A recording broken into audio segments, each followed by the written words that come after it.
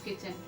இன்றைக்கி வந்து மாங்காய் ரசம் வைக்கலாம். நம்ம புளி போட்டு கரைச்சி வைக்கிறதுக்கு பதில் நம்ம மாங்காய் போட்டு வைக்கலாம். அது எப்படி வைக்கலாம்னு பார்க்கலாம். நம்ம நார்மலாக வைக்கிற புளி போட்டு வைக்கிற ரசத்தை விட இது டிஃப்ரெண்ட்டாக அந்த மாங்காய் ஃப்ளேவரோட நல்லாயிருக்கும்.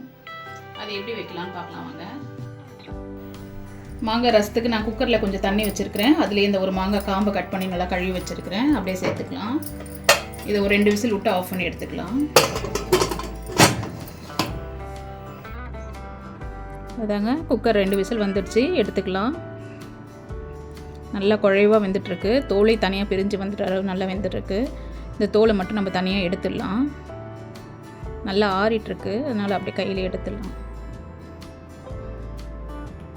தோலெல்லாம் எடுத்துட்டு அந்த பல்ப்பெல்லாம் நல்லா அந்த கொட்டையில் இருக்கிற இதுவெல்லாம் சேர்த்து சதையெல்லாம் நல்லா சேர்த்து நல்லா எடுத்துடலாம்.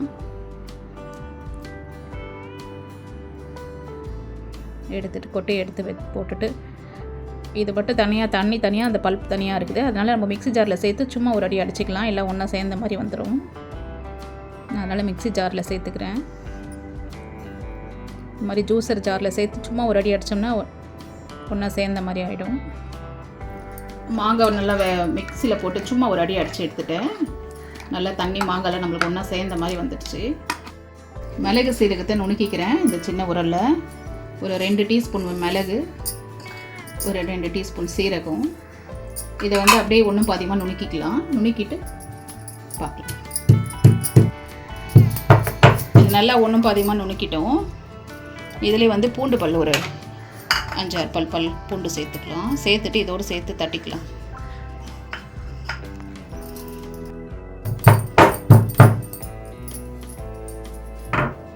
சும்மா ஒன்றும் பாதியமாக அடிச்சிக்கினா போதும், எடுத்துக்கலாம். இதை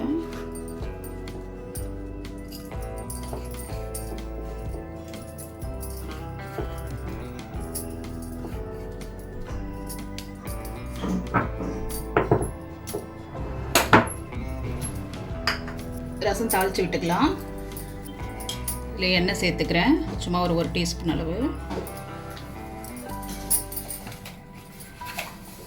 கடுகு ஒரு 1/2 ஸ்பூன் சேர்த்துக்கலாம்.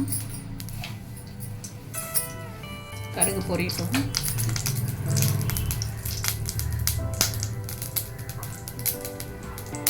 ஒரு 2 பச்சை மிளகாய் கீரை வச்சுக்கிறேன், அதை சேர்த்துக்கிறேன்.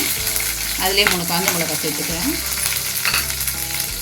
அதுலேயே நம்ம நுணுக்கி வச்ச மிளகு சீரகம் பூண்டை சேர்த்துக்கலாம். சேர்த்து இது நல்லா கலந்துலாம் எண்ணெயில்.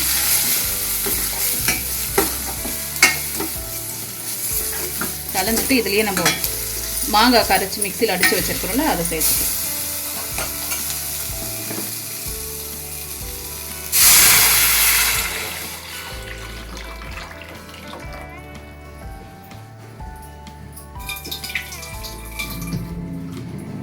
தண்ணி தேவையான அளவு பார்த்து சேர்த்துக்கோங்க.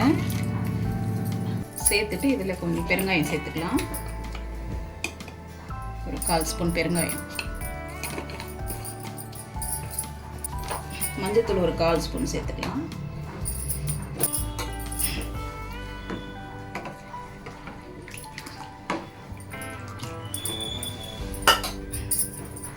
இதுக்கு தேவையான அளவு உப்பு சேர்த்துக்கலாம்.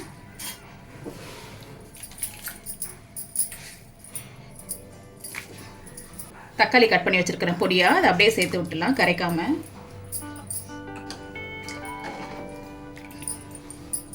இதுலேயே சும்மா சின்ன துண்டு வெல்லம் சேர்த்துக்கலாம், அந்த புளிப்பை பேலன்ஸ் பண்ணுறதுக்கு. இது அப்படியே ஒரு கொதி வரட்டும். ரசம் கொதி வந்துடுச்சு. இதில் வந்து நம்ம மல்லித்தழையும் கருவேப்பிலையும் சேர்த்துக்கலாம். இது உங்களுக்கு வேணும்னா நீங்கள் வீட்டில் யூஸ் பண்ணுற ரசப்பொடி கூட கொஞ்சம் சேர்த்துக்கலாம். ஒரு 1 ஸ்பூன் இதுலேயே இந்த மிளகு சீரகத்தோடு சேர்த்துக்கலாம். உங்களுக்கு காரம் கம்மியாக இருக்கிற மாதிரி இருந்தால்.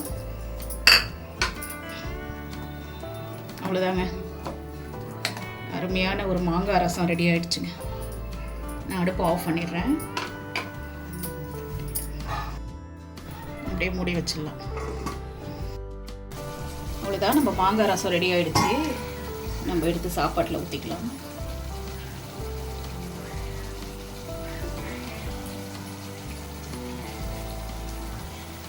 இந்த மாதிரி ரசம்லாம் நம்ம தட்டில் சாதத்தில் போட்டு பசஞ்சு சாப்பிடக்கூடாது. இந்த மாதிரி ஒரு கப்பில் போட்டு நிறைய ரசம் ஊற்றி சாப்பிடணும். அப்போ தான் அதோட டேஸ்ட் நல்லா தெரியும்.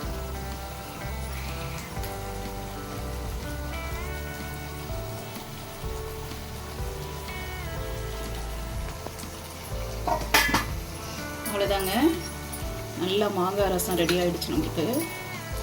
இந்த மாதிரி போட்டு ஒரு முறை நீங்கள் ட்ரை பண்ணி பாருங்கள்.